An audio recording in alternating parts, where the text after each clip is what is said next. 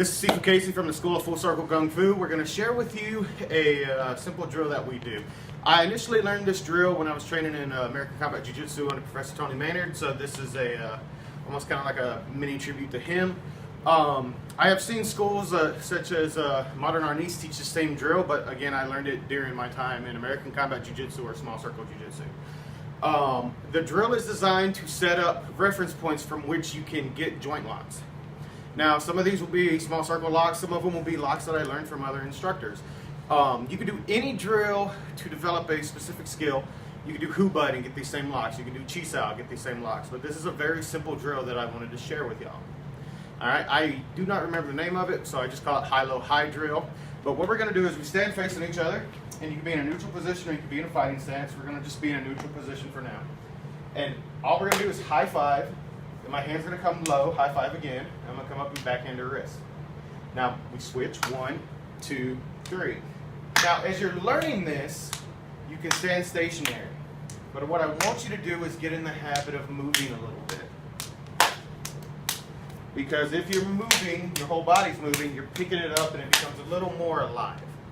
But every time we touch one of these points, here, here, and here, you're setting up a reference point for which you can get a joint lock. Alright? Now, in our school, we have a saying that joint locks don't exist, but joint breaks do. Get up. But we have to practice joint locks, otherwise we don't want to break our partners. So what we're going to do, high, low, high, high, low, high. And I want you to watch. Some people do this, and they bring their arms out, and they make a really giant motion.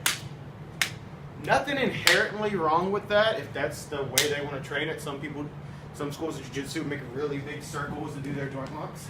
All right. I prefer to keep my elbow down and not move it as much. Now you can build up this at any speed. You can go at any pace. Go slow. And it doesn't matter what joint lock you do. Just when you get one, you work it. All right. Some simple ones from each position. From here, if I manage to grab a finger, small circle lock. If I manage to get more of a wrist, I can do a wrist press. I can transition into an S lock.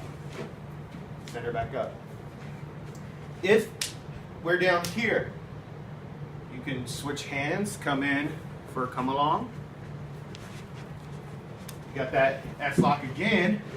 And we can send her back up. From this position, you have a variety of arm locks. If you get a little more comfortable, you can come in with neck cranks. Maybe transition into a reverse unagi. That's the name that Soki Tom Getlin told us this was. I used to call it the Alba lock because that's what my student Charles, his last name is, and he's the first person I see do this. But it starts from this drill. Now, the reason I like doing this drill sorry, it's still going on YouTube. The reason I like doing this drill so much, here you go, is because it's a little more alive than grab my wrist, creating that pocket and doing your joint lock. Well, grab again. There's nothing wrong with doing this if that's your only method of training. I like that being a little bit more combative and moving.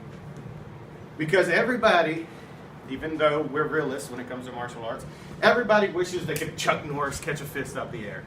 It's not possible, especially if she flicks a jab fast. Pull it back. Don't stick it. Pull it back. You're not going to catch it. So learning to pick up a joint lock, I missed it that time, so I go into a different one. Learning to pick up a joint lock in movement helps you. Now, there are other things that we could be doing from this. I could be hitting and then going for a lock. Kicking, then going for my lock. Now, just so you don't think that I'm, thank you, Lindsay, being mean, we're going to bring in our Goliath student. This is Davey. Davey, how old are you? I'm 15. 15, and he's almost taller than me. So, same idea. Feet parallel. High five, low five, backhand. Good. Doesn't matter how big the person is. I'm putting a little bit of sway in it. If you're standing stationary, this is good. We have a method we call sinking the path, where you just be stationary, but we like to be alive, moving a little bit. When you get the hang of this, you can move around the room and walk.